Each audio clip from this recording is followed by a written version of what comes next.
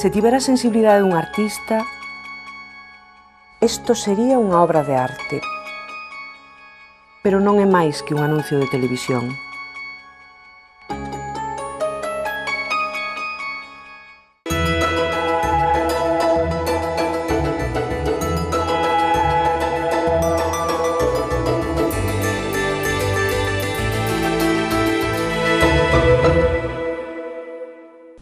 Bienvenidos a Espacio de Arte. Gemma Cesar y Fausto Isorna son los comisarios de la exposición A Historieta Galega 1973-2008, no Auditorio de Galicia. El material recogido nos enseña la maestría de grandes dibujantes creativos gallegos, más de 300 trabajos realizados y en más de 30 años de creatividad. Para hablar del mundo de la historieta tenemos a uno de los profesionales con más prestigio de Galicia, el dibujante, comisario de exposiciones y creador gráfico, Fausto Isorna. Bienvenido a Espacio de Arte, Fausto. Muchas gracias, Ruth. ¿Puedes comentarnos en breves líneas qué se encuentra el visitante que acudió a la exposición de la historieta galega? La exposición lo que pretendía era hacer un recorrido histórico desde los principios, los pioneros de la historieta gallega, hasta la actualidad, ya que bueno, es opinión ya común y difundida ya también por los medios de comunicación que la historieta gallega en este momento está viviendo quizás el mejor momento de toda su historia, que no es un momento de plenitud, pero sí quizás sea el momento de empezar a poner los pasos para llegar a ser alguien dentro del panorama, por lo menos nacional, de la historieta. Y lo que hemos pretendido recoger con esta exposición es todos los pasos históricos para llegar a lo que representa este momento. Y Fausto, ¿qué entiendes tú por historieta? ¿Cómo la definirías? Bueno, digamos que la historieta, al contrario que el humor gráfico o que otros tipos de narrativas, como la literatura ilustrada, por ejemplo, es un medio más cercano. Yo creo que lo normal es hacer un paralelismo con el cine, pero yo creo que la historieta no deja de ser literatura y es sobre todo un medio artístico, digamos, popular, o sea que está muy entroncado con la necesidad de la existencia de unos medios de comunicación que lo difundan, y está a caballo entre el arte y la industria, o sea que es un poco como el cine en ese aspecto, ¿no? De decir, es un arte que ponemos para el entretenimiento de la gente en un sentido amplio, porque la historieta busca siempre un público amplio y necesita una industria de difusión y de comunicación, por lo tanto está muy entroncado con la revolución industrial. O sea, es un arte nuevo, es un arte de hoy en día y sobre todo de narrativa dibujada. Yo soy de la opinión de que escribir, digamos, es una forma en el fondo de dibujar. O sea, la escritura, que comienza siendo manual, comienza siendo un trazo manual, no deja de ser lo mismo que hace el dibujante con un pincel a la hora de dibujar. Entonces, digamos que el dibujo es una extensión más allá, pues, del signo de la letra, que no deja de ser también un dibujo. Y no están desencaminados los que han visto su origen en la antigüedad, incluso se remontan a la columna trajana. Sí, bueno, yo también soy de la opinión de que muchas de estas opiniones son un poco brindis al sol, porque, y creo que estarás de acuerdo conmigo, que el arte también, para tener, digamos, una carta de naturaleza, también necesita una posición del artista que supone que está haciendo algo. O sea, un pintor cubista no lo es por casualidad, sino que asume que tiene un lenguaje determinado y hace ese tipo de... Y cualquier artista, digamos, que tiene que asumir su posición como artista a la hora de... ¿Qué ocurre? Que yo creo que el historietista también debe asumir su posición como historietista, y eso históricamente es algo que comienza en realidad en el siglo XX, como te decía, a finales del siglo XIX en realidad, con el advenimiento de unos medios de comunicación industriales. Antes de eso, bueno, pues decir que las miniaturas de las cantigas de Alfonso X el Sabio son historieta porque en realidad está narrando episodios, que la columna trajana, los signos del zodíaco, por ejemplo, de San Isidoro de León. Por ejemplo, ¿por qué no decir las estaciones del Vía Crucis que tenemos colgados todos en las iglesias, y vemos las 12 o 14 estaciones, no recuerdo ya, que representan por la pasión de Cristo, ¿no? ¿Es eso historieta? Yo creo que el que hacía eso no tenía una conciencia de ser un historietista, por lo tanto. No, lo que sí son es, digamos, primeros esbozos en lo que puede representar una narrativa, o sea, el conseguir una narrativa con diferentes estampas ilustradas. no te digo que no. Quizá estén más cerca de eso por los cartelones de Ciego, más cerca de la historieta, las aucas, o sea, las aleluyas, este tipo ya de expresiones populares. Sí, ¿no? Y todavía mucho más cercana la obra de Lichtenstein, este creador bueno, norteamericano. Es verdad que los artistas, digamos, del arte con mayúsculas, porque yo veo también en la historieta un arte con minúsculas, si quieres, no porque tenga menos categorías, sino porque, bueno, también nos gusta que sea un poco así. Los artistas beben de todo lo que tienen a su alrededor, y yo creo que los grandes artistas han encontrado en la historieta un medio de comunicación, un medio que comunica con mucha facilidad con el público. Lichtenstein ha cogido, sobre todo, aparte de las viñetas en sí, pues el medio de reproducción gráfico, como es los puntos de trama, Vendée, ¿no? Que es digamos lo que él coge, que es más característico de lo que es obra gráfica una vez impresa, porque lo que coge Lichtenstein en realidad es eso que tiene el cómic una vez se imprime, ¿no? Pero es también muy significativo como te decía, cómo los artistas se han acercado a ello, por ejemplo, en un caso como el de la historieta gallega, donde muchos artistas buscando un medio de comunicación que les permitiera, sobre todo, por ejemplo, al finales de la dictadura franquista, sí, con ejemplos como Raimundo Patiño, ¿no? O también el underground gallego, Álvaro de la Vega, hemos visto a Javier Xosé Díaz, Correa Corredoira, Manuel Figueiras. Sí, hay muchos ejemplos de artistas que se han acercado al cómic, pero yo creo que es por eso, por su inmediatez comunicativa, ¿no? Y también un poco porque el underground, y por su libertad de expresión a la hora de elegir sus temas, pues también es un medio, digamos, de hacer crítica social, de crítica política, es un medio fácilmente comunicable, ¿no? Y la del auditorio ha sido una muestra ambiciosa, pero ha habido otras muy anteriores. Por ejemplo, una muestra mítica fue la de 1973, las de los integrantes del grupo O Castro. ¿Qué significó esta exposición? Bueno, ¿Y cómo fue? Para nosotros esa es la piedra angular de la historia del cómic gallego. Entre otras cosas porque lo que había anteriormente, y está recogido en la exposición, son por ejemplo cartelones de Ciego de Díaz Pardo, que no son precisamente cartelones de un ciego que salía, sino que es un artista que recoge esa forma de expresión y la convierte en arte.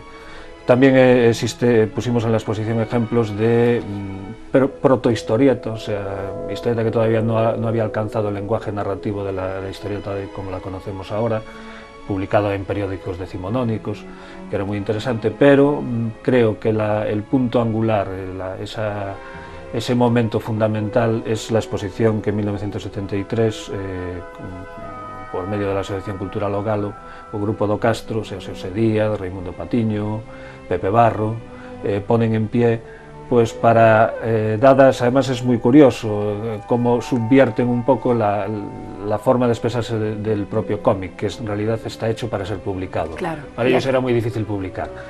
Las publicaciones se secuestraban. Entonces ellos, en vez de eso, hacen cómic mural, lo llevan a las salas de exposiciones, lo montan y lo desmontan con mucha mayor facilidad y, digamos, no tienen que pasar todos esos engorros de gastos de publicación, de distribución, que en aquel momento además tendría que ser totalmente bajo cuerda, bajo mano, ¿no? Para que nadie la conociera. Y lejos de exhibirse o de venderse en kioscos todavía. No, claro, por supuesto. O sea, eso en realidad para la historieta en Galicia, sacando lo que hayan sacado, lo que se haya publicado en periódicos, pues es algo en lo que prácticamente estamos despuntando desde los años 90 hasta este momento. Sí. Después de recorrer camino y camino. Y Raimundo Patiño es un clásico y un mito, tanto en el guión como en la historieta. ¿Qué supuso su creación, Home que falaba Begliota? Bueno, para muchas personas Home que falaba Begliota es una de las obras fundamentales del arte gallego del siglo XX. Hay alguno que la ha calificado como la mejor obra del siglo XX. Sí, e incluso que también recalcan digamos, que todavía es un artista que está en cierto modo por descubrir, o sea, que la obra de Raimundo, que era una obra muy visceral, muy rompedora, muy dura de asumir, porque todos los que la conocemos sabemos de la fuerza que tiene. Raimundo era además un agitador, o sea, un hombre que quería mover las conciencias. Entonces todavía quizá la obra de Raimundo esté por reivindicar en cierta manera y además necesariamente, ¿no? Sí, o home que falaba Begliote es un cómic mural que estuvo expuesto en esta muestra de la historieta galega. Es espectacular. En colorido. Está formada por 12 planchas de 60 por 60 centímetros serigrafiadas en muchas tintas, o sea, hay planchas de hasta 8 o 10 tintas, me parece recordar, y realmente es un latigazo de color y de expresión. Y Raimundo lo que fue, más que un dibujante de historietas, porque quizá de su generación esté ahí la figura más fundamental de Joaquín Marín, es sobre todo un hombre que lo que hizo fue pues, crear canales, convencer a artistas, mover a mucha gente. O sea, José Díaz, sobre todo, que es una de las personas que lo conocía personalmente y fundador del grupo Do Castro, lo que nos habla de él es que era un hombre que los movía a hacer cosas, lo cual en aquel momento pues, era muy importante. Y traer la aportación americana claro, a Galicia. A ellos les enseñó, Raimundo era un hombre muy formado, o sea, recibía información europea, americana, tenía una biblioteca ya muy extensa en aquel momento, Joaquín Marín lo recuerda en muchas ocasiones.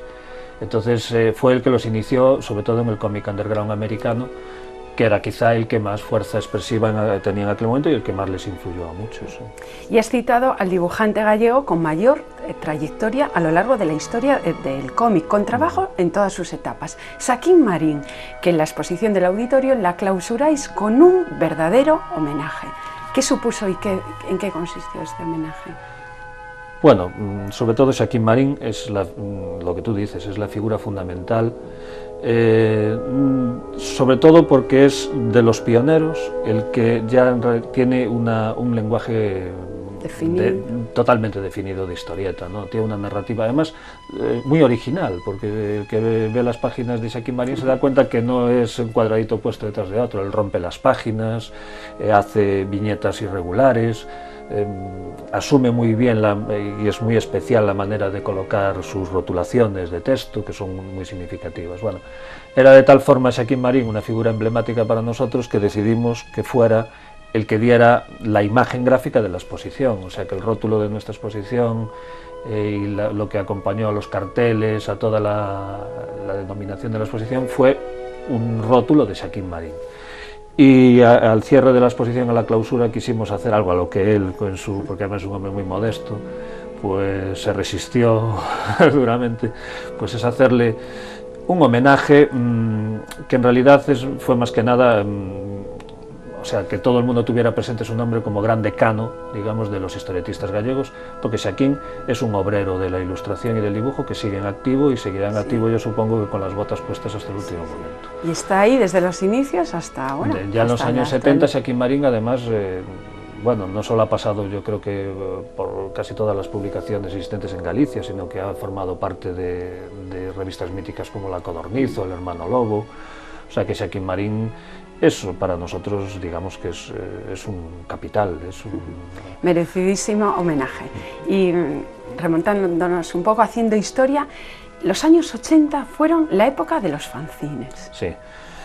Bueno, el fanzine ha existido siempre en Galicia con incluso ahora sigue habiendo una gran actividad de fanzines, pero en los años 80 fue el momento de eclosión, o sea, fue el momento en que, bueno, se atisbaba y los años de la movida. Claro, pues se atisbaba ya una apertura, habíamos dejado atrás momentos políticos más tenebrosos, y es verdad que toda aquella creatividad acumulada durante aquellos años, o que había estado un poco guardada bajo presión, tuvo un momento de expansión muy grande, que significó, por un lado, la publicación, o sea, la aparición en España de muchísima historieta que no se había visto en los años anteriores, y también, por otro lado, la asunción ya de los artistas de sus ganas de publicar. Entonces, como los medios de publicación industriales estaban todavía muy lejanos y claro, en cierto modo siguen estando, pues entonces lo que se llevaba era la autoedición, y ahí, bueno, pues Santiago de Compostela y Vigo, sobre todo, en un primer momento, creo que fueron los que se llevaron la palma de ser los pioneros en bueno, pues gran cantidad de publicaciones sacadas.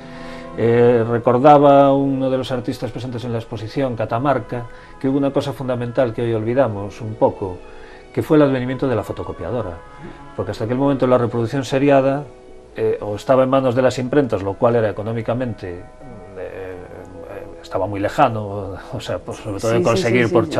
chavales de 17, 18 años, que son normalmente la gente que hace los fanzines, pero el advenimiento de la fotocopiadora fue algo fundamental. O sea, permitía ya tirar copias a un precio razonable, bastante caro en aquel momento, pero de todas formas razonable, de la obra, ¿no? Y fue muy importante. Y un poco con el advenimiento de la fotocopiadora es con lo que surge toda esta ola de fanzines, que bueno, que luego ya muchos fueron asumiendo el llegar a imprentas offset y el lograr pues hacer una difusión, aunque fuera muy artesanal y muy manual, de sus productos. Pero ya dentro de un marco tímidamente industrial, y de esta manera nos adentramos en los años 90. ¿Cómo fueron ya esos años? Bueno, quizás lo que define un poco los 90, primero es el cierre de la época underground con una revista como fue Frente Comisario.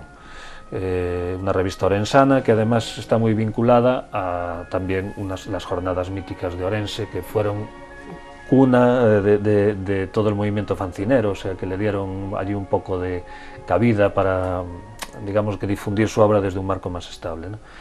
Entonces, Frente Comisario representa un poco el eslabón que hay entre la época de los fanzines a la época ya tímidamente industrial. Yo creo que ahí un poco las editoriales, pues como Edición Xerais, por ejemplo, empiezan a darse cuenta de que existe más o menos un caudal de artistas que son recuperables o que pueden hacer un trabajo. Y es cuando la Editorial Xerais apuesta por Fausto Isorna y bueno, con la creación de Golfiño.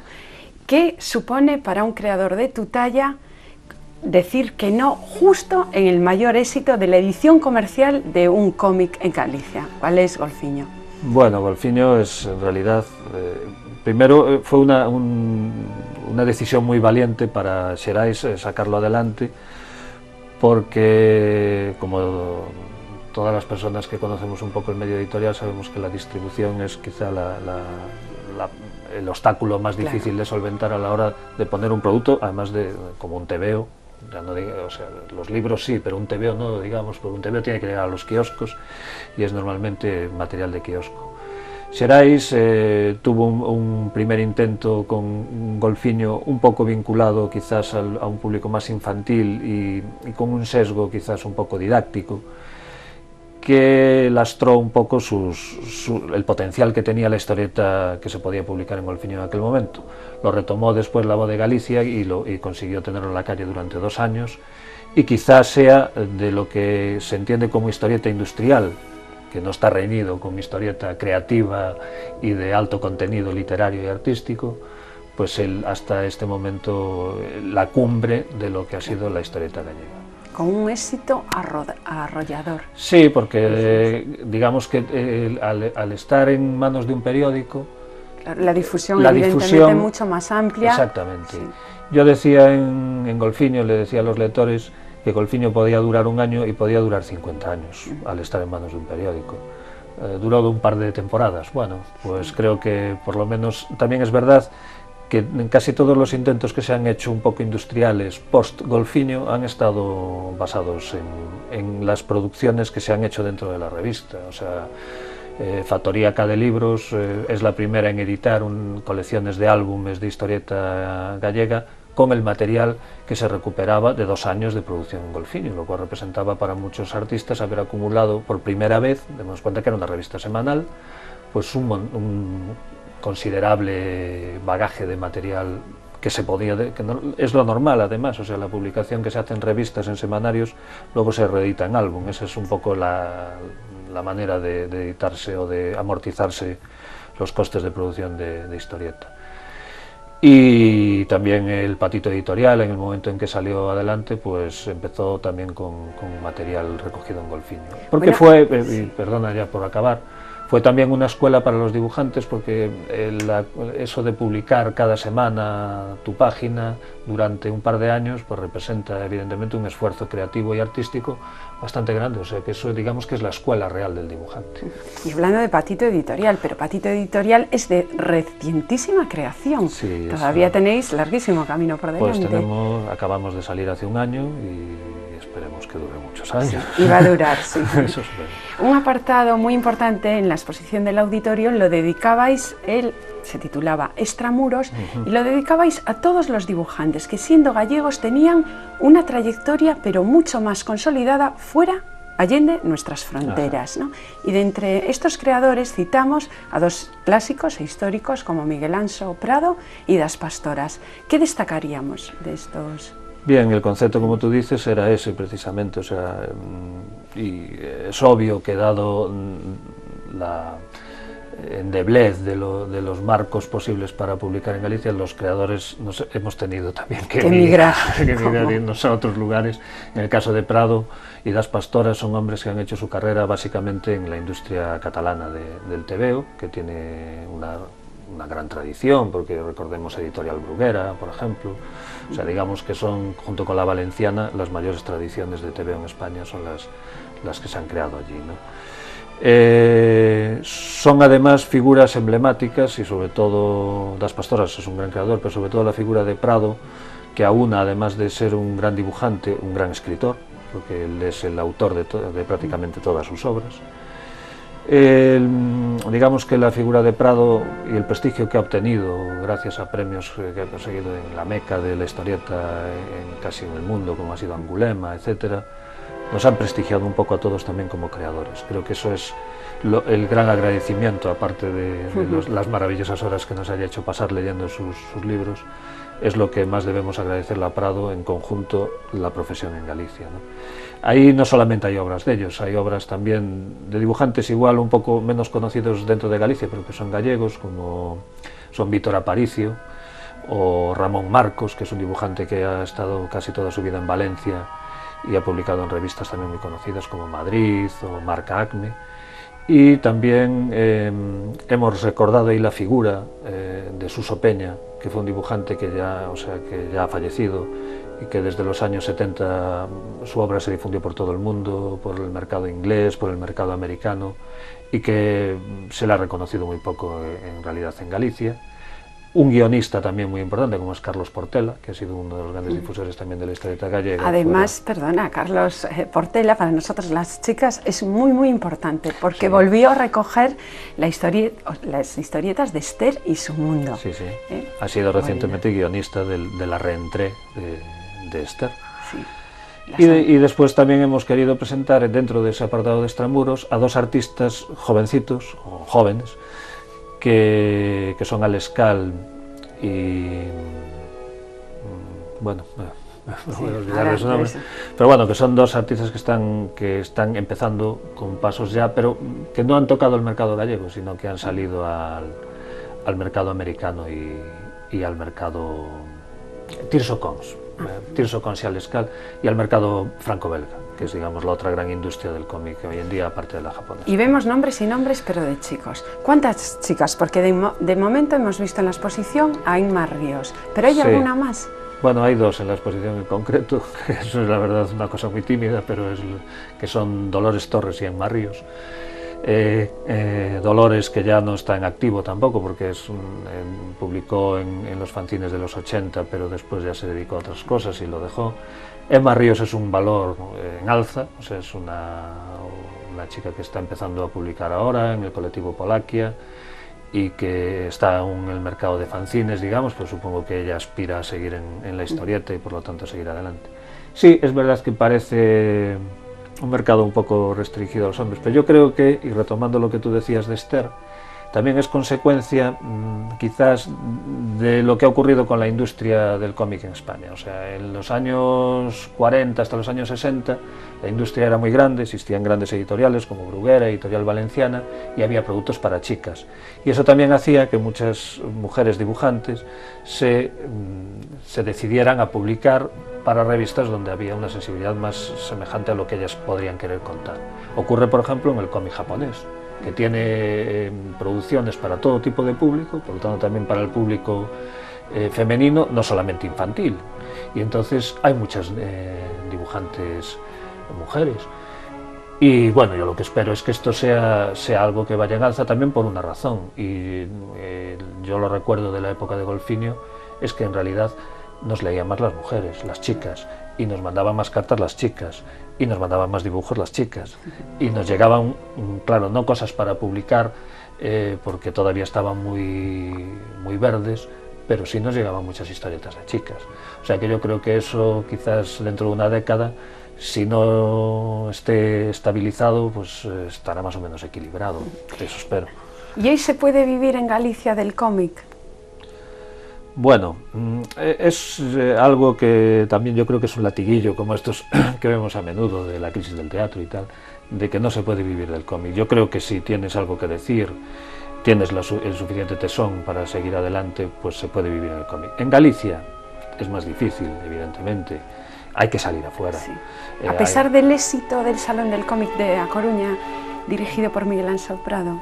El éxito del Salón del Cómic de La Coruña lo que nos permite no solamente es tener una ventana abierta para ver a artistas de fuera, sin necesidad de ir a Barcelona o ir a Madrid o salir de... sino también que haya una ventana abierta para que los editores puedan ver el trabajo de los dibujantes y los editores y los creadores gallegos. También es verdad que estamos en un momento en que desde la administración se está apostando, y yo creo que habría que verlo también desde un punto de vista, sobre todo más que artístico, industrial, o sea, con los productos gallegos para que se vean fuera. O sea, es importante ir, por ejemplo, a ferias como la de Angoulême y enseñar el trabajo y enseñar... Sí. En la de Frankfurt también hemos estado. Sí, aunque es más vinculada al libro, pero bueno, hay muchos ilustradores que hacen... Y en la de Barcelona, el cómic de Barcelona. Sí. Estamos ya con presencia normalmente en Barcelona y en Angulema con un stand, que la Xunta ayuda además a que los editores vayamos allí con nuestros productos. Yo creo personalmente que no es tanto que vayan los dibujantes con sus carpetas, sino crear un marco en lo que yo creo que básicamente deben ser los editores los que pudieran difundir las obras, porque es más importante hasta cierto punto llegar con publicaciones que llegar con carpetas. Es mi opinión personal, pero creo que va por ahí. De todas formas se están poniendo un poco los apoyos para que, los cimientos de lo que puede ser esta época dorada se llama normalmente la edad de oro del cómic, aquella en la que se ponen esos cimientos para luego desarrollarse, ¿no? O sea, que es un momento en que está todo abierto, en que hay muchas oportunidades, y lo que hay yo creo que es que saber aprovecharlas. Tremenda labor recopilatoria, la de Gemma Cesar y la de Fausto Isorna en esta magnífica exposición que tuvimos en el auditorio. Muchísimas gracias, Fausto, por habernos explicado un poquito más acerca del cómic y que sigáis por el camino idóneo de elevar Galicia, el cómic, a las cimas. Eso intentamos. Muchas gracias a ti. Pues despedimos a Fausto Isorna y celebramos los 30 años de creatividad del cómic gallego, un arte que se ha insertado ya por mérito propio en las ferias internacionales de más prestigio de este sector. Muchísimas gracias y los veo aquí la próxima semana en Espacio de Arte. Se tivera a sensibilidade dun artista, isto sería unha obra de arte, pero non é máis que un anuncio de televisión.